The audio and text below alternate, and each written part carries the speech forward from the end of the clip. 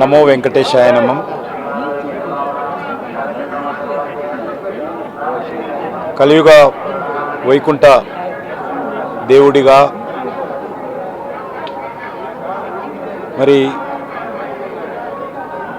శ్రీ వెంకటేశ్వర స్వామి ఏడుకొండలవాడి యొక్క దర్శనం చేసుకోవడం జరిగింది.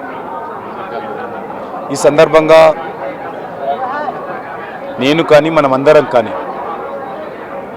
భగవంతుని ప్రార్థించాల్సింది ప్రస్తుత పరిస్థితుల్లో ఒకటే.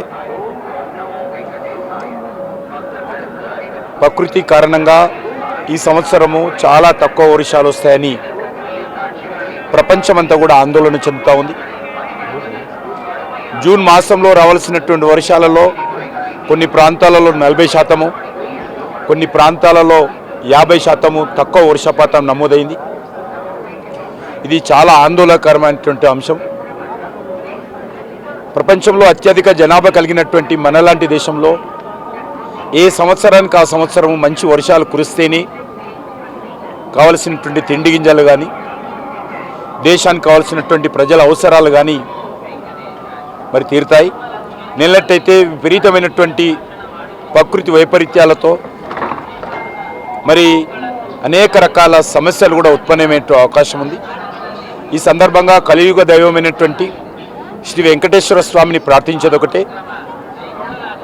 మన దేశంలోనే కాదు ప్రపంచమంతా కూడా ఈ సంవత్సరం మంచి వర్షాలు రావాలని, ప్రజలకు ఏ కష్టం రాకుండా చూడాలని భగవంతుని ప్రార్థిస్తున్నాను.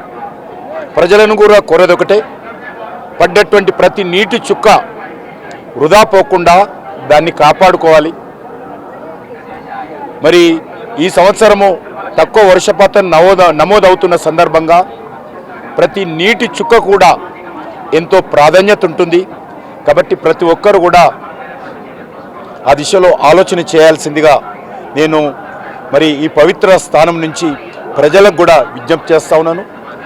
ప్రతి నీటి చుక్కను ఒదిసి పట్టుకొని దాన్ని కాపాడుకుంటేనే ఈ కష్టకాలంలో ప్రజలకు తాగునీరు కానీ, సాగునీరు కానీ, మరి ప్రకృతి వైపరీత్యాలకు కానీ ఇబ్బంది లేకుండా మనకు ముందుకెళ్తామని మనం చేస్తా ఉన్నాం.